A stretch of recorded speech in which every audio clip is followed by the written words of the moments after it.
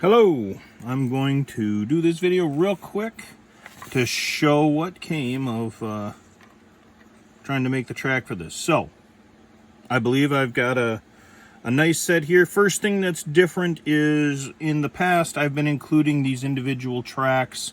They have the canted connectors so that you can put them around the idler and the sprocket correctly.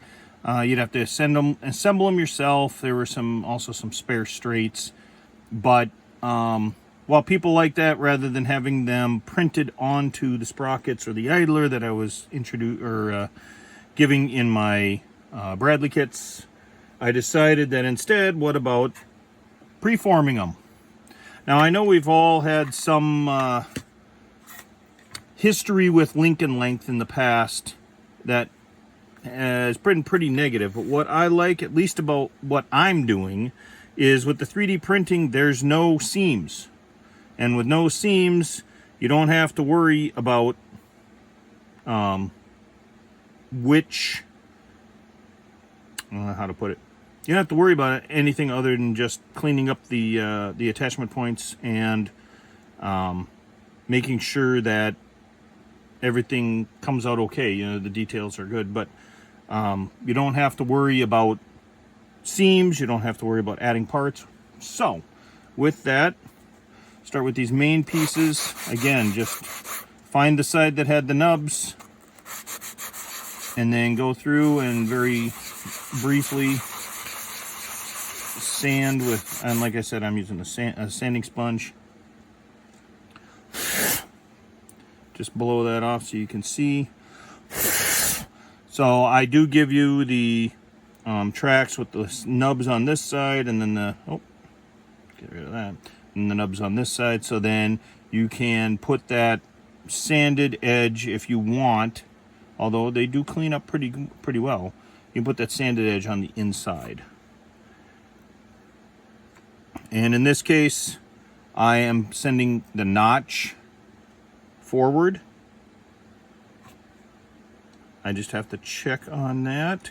So the way that I'm checking is I have to look and see which side had the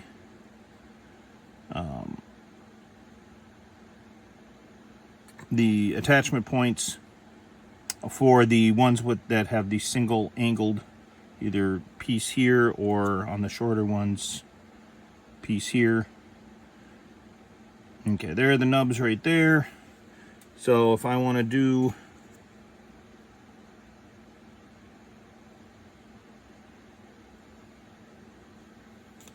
and so the problem, here's the problem, this is how I can determine it, is if I put this there, that works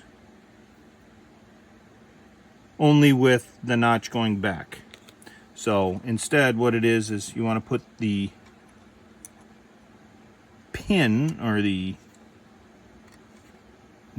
center guide horn filled section to the front. That's going towards the sprocket. Then everything will fit on just fine. And again, I'm just looking, there we go. So this one is also, this is my angled. This will allow me to go forward and still have the attachment points to the inside. Yeah, it's been a long day. I'm just so excited that I got this done. Everything turned out all right. Now I'm not gluing anything on. Just at this point, I'm just showing you that it all works just fine. And it holds together. Now with these rounded pieces, they come, and these don't have left and right. They just put them because when I was printing them, they don't show up with even the attachment points really on the inside or the outside. So these are going to be super easy to work with. All you have to do is line these up like so and see if one has a little bit of a greater radius than the other. And it might be a little hard to tell. It's not super duper important as it turns out. But I made one tiny bit tighter than the other. I'm going to go with this one. And the tighter one goes on the idler, the looser one goes on the front sprocket, but you'll see here that it doesn't matter. So then, yeah, you just paint this up and glue that on. It's kind of loose to the connection in here, but it's perfect for putting on the idler.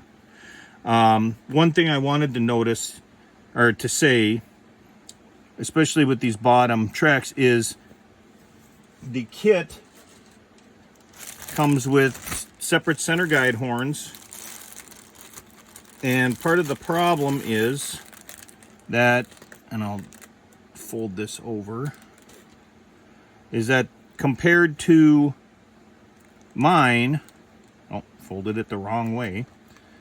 Anyways, compared to mine, these are super narrow, like about roughly half the thickness of the guide horns that I have on mine. So it means that putting those guide horns between the two road wheel halves is harder. I mean, it does go in there, but it really goes in, and when it's in, it's in. It doesn't break the guide horns that I've seen, but it makes it nice and tight. I know the dimensions on my tracks are correct. So the guide horns should be that thick, so that means that when they made the kit with the road wheels go together too tight. Not a big problem, it all works out here, but just wanted everybody here and watching this to understand part of what the problem may be when they're putting their kit together. However, like I said, you get everything all prepped and ready, and this goes together really, really nicely. So then now I don't have my sprocket put together well, but I'm just fitting that in. Okay, why am I not gluing all this stuff on? Because I haven't built the rest of the kit yet. I'm not prepared for this, but I want everybody to see that it works.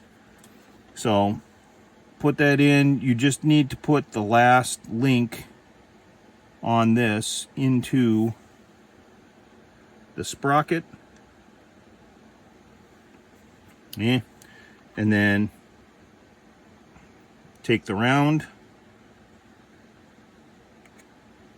And this is something where maybe you want to put the part, and let me get, there we go. You might want to put the part on the sprocket first and that, and I'm sure having the sprocket together would make this more useful, but I mean it goes right in, no problem. So I do apologize that I know how to deal with this. I'm just having a night. Yes, I'm a human being. I'm not interested in doing a properly functioning, fully cool production video. I just want to show you guys that this works. So then if you buy the tracks, you can go, oh, hey, this is how it's supposed to go. So I'll just put some tape on there to hold everything generally together. Give you the idea of what's going on.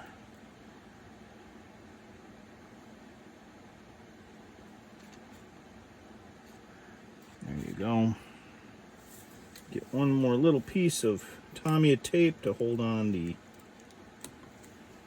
idler. There we are.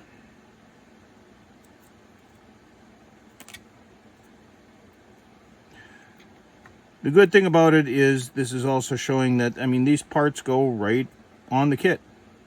No fuss, no muss. Well, okay, not completely true because there's a little bit of fuss here. I'll just tape this on for right now, but well, before I do that, I'm going to take this part here. This is straight. I did not design this to go on here, but I wanted you to see that if you did add more, I mean, the top rung, you only need that curve, and it goes right into the line for having the track on the top rung.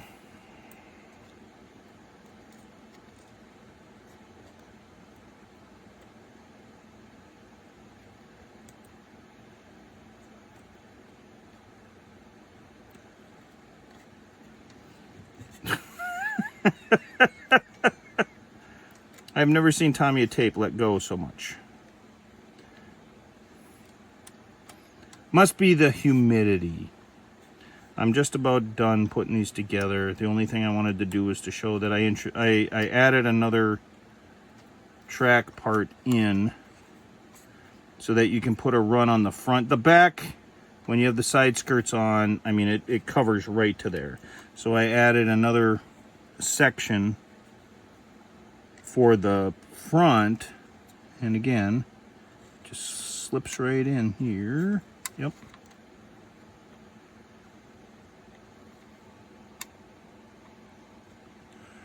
Get everything, there we go.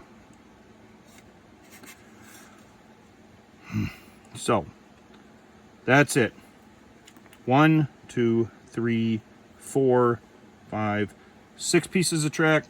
You put them on, paint them up, mess them up, do whatever you want. Glue them together, super glue them together, glue them on. Side skirt goes on, everything's covered. You see right there everything you need without any trouble. Notice that you can't assemble your model with Tamiya tape and press fitting and expect it to fit, but there you go. If you want new, much easier to use tracks for the M10 Booker from Magic Factory, here they are. Look for them on eBay. Thank you.